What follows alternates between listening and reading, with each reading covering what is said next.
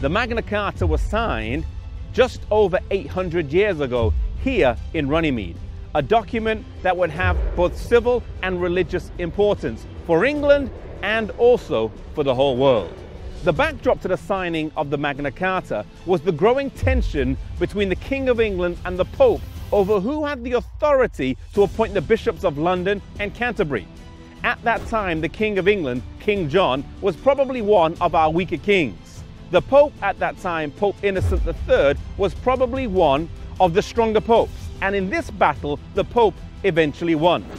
Because the king was unable to count on the support of the barons because he had conflict with them, he eventually surrendered to the papal legate in 1213, even laying his crown down at the feet in an act of submission. He also agreed to pay 1,000 marks per year, and that should any of his successors break that agreement, they would lose all authority in the realm. England was humiliated.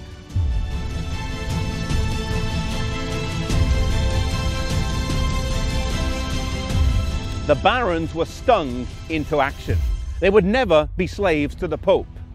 The issue of national sovereignty and the exchanging of money for spiritual benefits was at stake. They feared, and rightly so, that this could be one step in a course of events that would lead the Pope to setting up who he wanted to on the English throne, overreaching his authority into national matters. These were some of the main reasons why Magna Carta was signed on the 15th of June, 1215.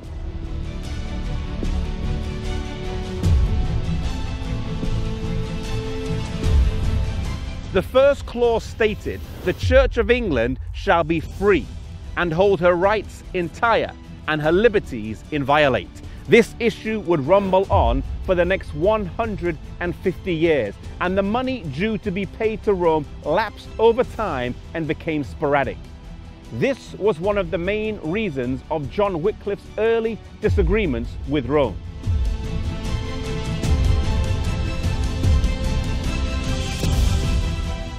Another key aspect of the Magna Carta was the basis of law that it set up, that the king and the lawmakers were subject to the same law that they themselves wrote, that those accused were granted the right to be tried by a jury of their peers. These, among many other clauses, form the basis of law and justice as we know it today. Many of the principles of Magna Carta form the basis of the US Constitution and the Bill of Rights in America. In fact, this monument here was paid for by the ABA, the American Bar Association. Today, there are 4 remaining original copies of the Magna Carta.